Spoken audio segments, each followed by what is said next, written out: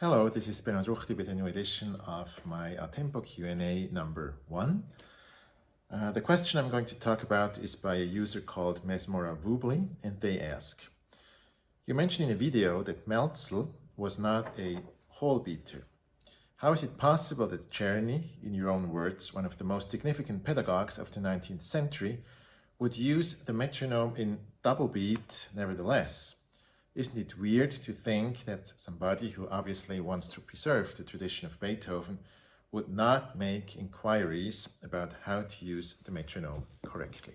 So that's the question, and it is about single beat versus double beat in the application of the metronome. There are two issues connected to this question. The first one is Melzel, the inventor of the metronome, designed his metronome in a way that people would count every single audible tick as one beat. Therefore, is it an option then that composers would not follow that intention and use the metronome in a different way, that is, count double beat? On a general level, I would answer that question with a yes, because it is always possible that people do not follow instructions. In the case of the metronome, my thesis, or one of my theses, is that people such as Beethoven might have treated the metronome as if it was a conductor, resulting in a variable application of single beat and double beat, depending on how a conductor would beat the time in a given situation. And for Beethoven, honestly, I clearly see that option. I presented this thesis to some extent in my short introduction to historical metronome markings and tempo, which is available here on YouTube. And also my Q&A video number 2 will offer some interesting insight into that scenario. Now, the second issue here is of a somewhat bigger nature. It's Carl Czerny. How did he understand, how did he apply the metronome? Now, fortunately, he answers that question himself. But before we look into that, let's recall the general situation we find ourselves in here. Czerny is famous for excessively fast metronome markings. That's a problem or a phenomenon that was addressed already in the 19th century. Famous pianists such as Hans von Bülow talk about it. Theodor Kollak, in his Chopin edition, uses the word music box effects to characterize Czerny's tempo indications. Now, for Czerny's etudes, we sort of could excuse those excessive speeds with a possible pedagogic attempt to push his students to their absolute limits and never let them actually reach that limit. Whether or not such an attempt is fruitful is another question, but we could excuse the speeds with that. But things definitely become questionable with such metronome markings as, for instance, the ones Czerny gave for Bach. Some of them are way beyond everything that people usually do, the inventions, for example. Even the fastest recordings do not come close to what Czerny suggests for certain pieces. Now, in this situation, the approach, the thesis of double beat offers some clues. If Czerny used the metronome after double beat or full beat application, then all the tempi would be halved compared to how we understand them today. I'm going to be short here, so if you want to learn more about that, watch my introduction to Beethoven a tempo. For Czerny's metronome markings, a double beat understanding would result in very reasonable tempi, generally speaking. For his etudes in particular, this would create fairly moderate tempi that would allow to fully control the attack, but that would certainly push no one to their limits in terms of speed.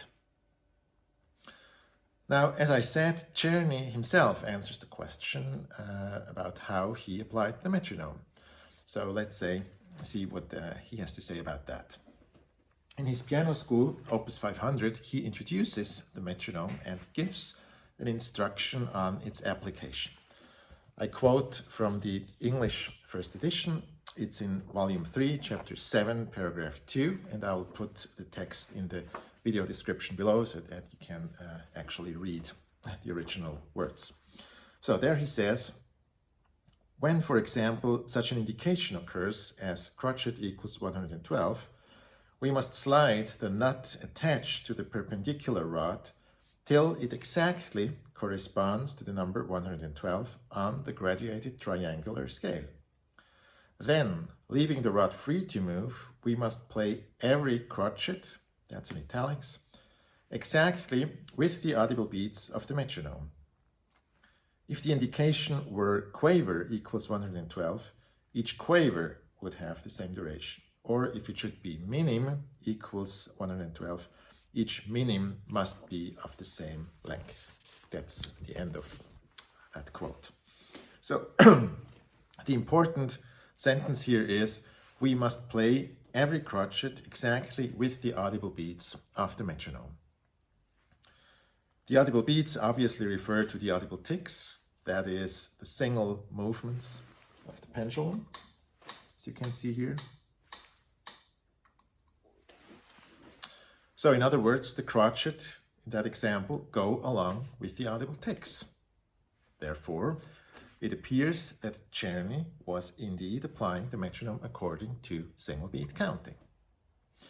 That means, apparently, that he was indeed excessive in his taste for speed, and it means that he was serious, for instance, about his Bach tempi. So, no double beat solution here. Now, we may ask, how can that be? Do we perhaps misunderstand something in this instruction given by Czerny? Now, we could bring forward two arguments to sort of read Czerny's instructions not as single beat, but as an instruction for double beat. The first argument could be, well, Czerny talks about the audible beats. So beats, that's plural.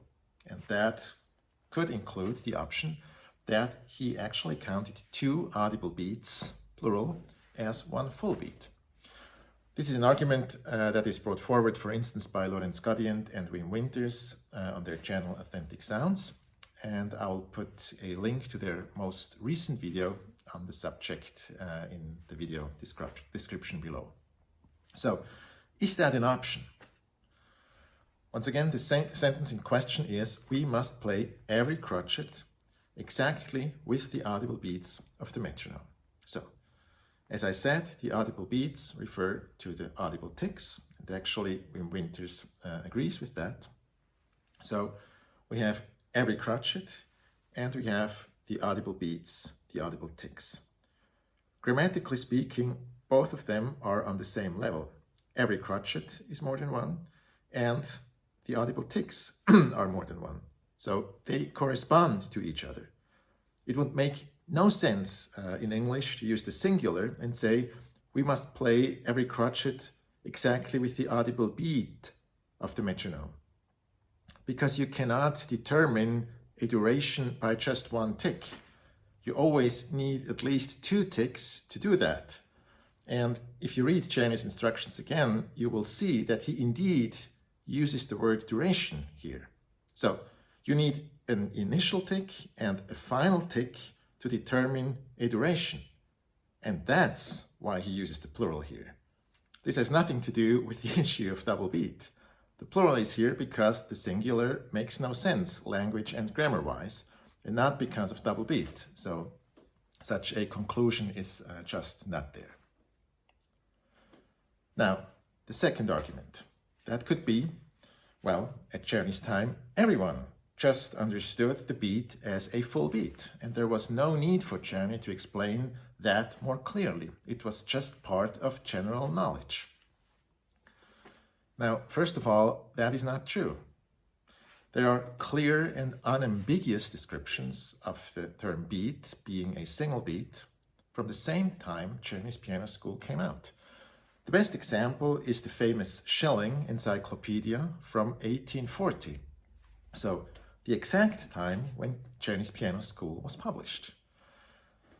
In this encyclopedia, the German word Schlag, which is beat in English, is equated to the word ruck, which is by definition a one-way movement from one place to another and not back again. So no double movement.